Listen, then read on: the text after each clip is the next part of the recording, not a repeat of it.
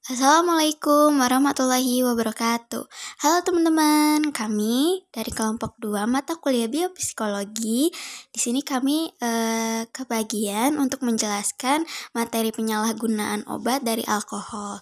Nah, sebelum masuk ke materinya, yuk kenalan dulu sama anggota-anggota dari kelompok 2. Nah, di sini ada anggota yang pertama yaitu Destia Nur Hikmah dengan NIM akhir 079, lalu ada Nur Syafika Maiza Latif dengan NIM akhir 109, lalu ada Ai Siti Nailatul Khoer dengan NIM akhir 112, lalu ada Elvara Aska Putri Ramdansyah dengan NIM akhir 113, dan ada Silviana Hermawati dengan NIM akhir 114.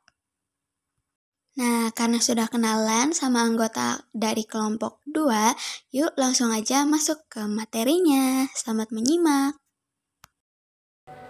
Halo, perkenalkan nama saya Destia Nur Hikmah dengan NIM 079 akan menjelaskan tentang definisi alkohol.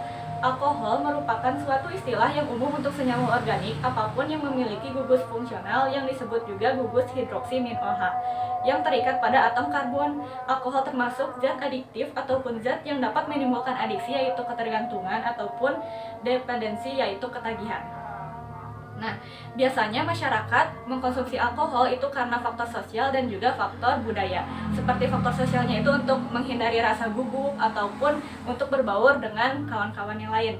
Dan juga faktor budaya seperti dalam ritual keagamaan atau ritual dalam suatu daerah tertentu. Seperti contohnya kita suka lihat lah ya di daerah barat itu budayanya kalaupun mereka bikin kayak night party itu suka ada alkohol di dalamnya. Seperti itu. Terima kasih. Selanjutnya ada jenis-jenis dari alkohol. Yang pertama itu ada bir. Bir disinyalir sebagai minuman keras tertua dalam sejarahnya. Kadar alkohol dari bir itu sekitar 2-8%. Lalu yang kedua itu ada wine. Kadar alkohol dari wine ini sekitar 10-20%. Nah, wine juga memiliki jenis-jenis lainnya seperti red wine dan juga white wine. Lalu yang ketiga ada sake dan soju. Sake berasal dari Jepang dan soju berasal dari Korea Selatan. Sake memiliki kadar alkohol yang lebih rendah dibanding dengan soju. Sake memiliki kadar alkohol sekitar 16% dan soju memiliki kadar alkohol sekitar 20-40%. Lalu yang keempat itu ada brandy dan juga gin. Brandy terbuat dari anggur suling dan brandy memiliki kadar alkohol sekitar 35-60%.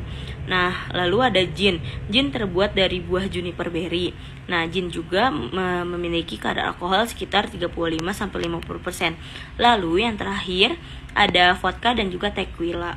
Vodka terbuat dari biji-bijian dan kentang yang difermentasi, sedangkan tequila terbuat dari tanaman agave Meksiko. Nah, vodka dan tequila memiliki kadar alkohol yang sama yaitu 40%. Nah, selanjutnya ada materi tentang fungsi kegunaan alkohol. Alkohol itu sering dimanfaatkan untuk berbagai hal, mulai dari bidang farmasi, otomotif, bahkan makanan dan juga minuman. Alkohol ini memiliki banyak fungsi tergantung dari kelasnya masing-masing yang tentu saja memiliki kegunaan yang berbeda-beda. Nah, yang pertama di sini ada etanol. Alkohol sering digunakan untuk menyebut etanol atau grain alkohol dan kadang untuk minuman yang mengandung alkohol. Etanol sering digunakan sebagai bahan dasar untuk minuman beralkohol seperti wine dan bir. Karena etanol itu bisa diproduksi dari hasil fermentasi buah dan gandum yang dicampur ragi. Namun hal ini tidak akan menghasilkan alkohol dengan konsentrasi yang tinggi. Etanol juga sering digunakan untuk pelarut organik dan juga bahan baku dasar dalam industri pewarna, kosmetik, bahan bakar, dan obat sintesis. Walaupun alkohol jenis etanol ini digunakan sebagai bahan untuk minuman, bukan berarti tidak berbahaya untuk tubuh manusia. Salah satu dampak dari konsumsi alkohol ini adalah sistem kerja alkohol yang bisa menimbulkan efek kecanduan. Nah, yang kedua itu ada metanol, atau nama lainnya itu seperti wood alcohol atau spiritus. Adalah bentuk alkohol yang paling sederhana. Metanol akan berbentuk cairan yang ringan, gampang menguap, tidak berwarna, sangat mudah terbakar, dan beracun. Dan juga metanol ini memiliki bau yang khas. Baunya itu lebih ringan daripada alkohol. Jadi alkohol jenis ini tuh bermanfaat sebagai bahan pelarut, plastik, sampai bahan pembuatan pupuk. Selain itu, metanol berfungsi untuk membuat senyawa-senyawa seperti metil ester, asam etanoat, dan formaldehid. Jenis alkohol ini tuh sangat beracun. Salah satu hal buruk dapat disebabkan oleh metanol adalah kebutaan. Nah, yang ketiga, alkohol etilen glikol. Jadi salah satu manfaat dari senyawa ini adalah sebagai bahan anti beku. Contohnya pada campuran air radiator di mobil.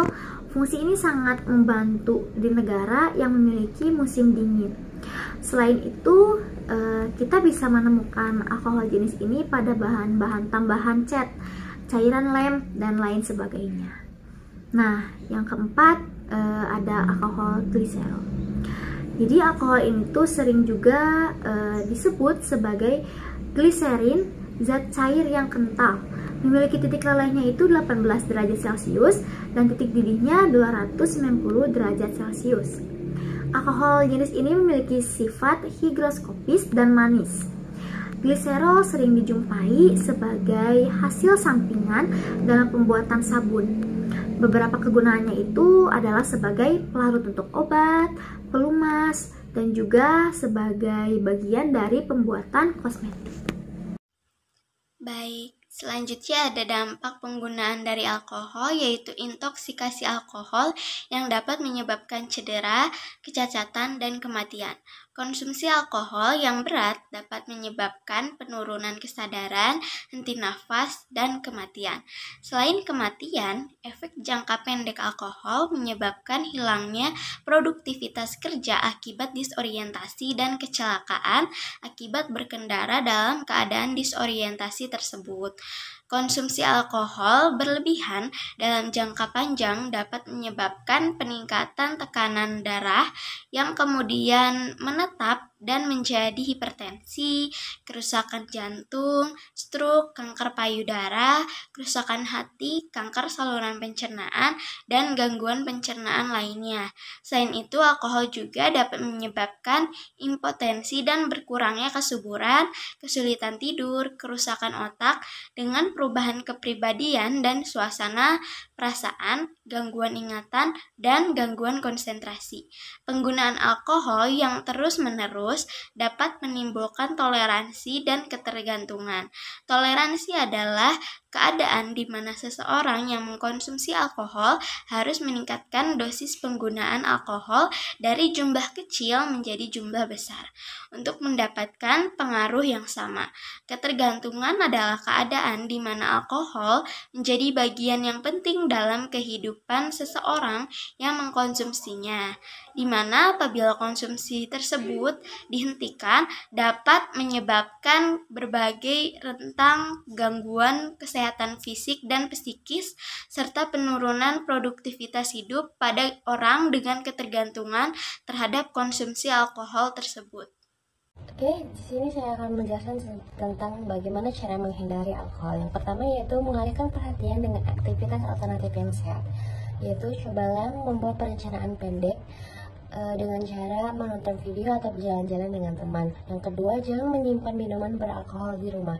Secara tidak langsung, jika kamu menyimpan minuman beralkohol di rumah, kamu akan merasa terpancing untuk meminum minuman beralkohol. Lalu yang ketiga, memeriksa lebih jauh efek kesehatan dari minuman beralkohol.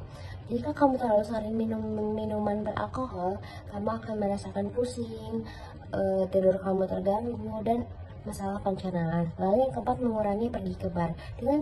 Dengan mengurangi pergi ke bar, otomatis kamu akan mengurangi minum minuman beralkohol. Yang kelima, rutin berolahraga. Dengan cara berolahraga, kamu akan bisa meningkatkan kesehatan tubuh kamu dan dapat menghindari minuman-minuman beralkohol. Lalu yang keenam, lebih waspada dengan ajakan teman. Jauhilah orang yang sering mengajak kamu untuk minum minuman beralkohol, karena dengan cara tersebut kamu akan mengurangi minum minuman beralkohol. Yang ketujuh, prioritaskan kesehatan tubuh. Dengan menghindari minuman beralkohol, kamu dapat mengambil langkah besar untuk meningkatkan kesehatan fisik. Lalu yang kedelapan, temukan minuman favorit baru, yaitu dengan memilih minuman favorit baru, kamu akan melupakan minuman beralkohol dan menggantikan alkohol itu dengan minuman favorit yang baru. Baik, sudah selesai penjelasan materi mengenai penyalahgunaan obat alkohol dari kelompok 2. Kurang lebihnya mohon maaf.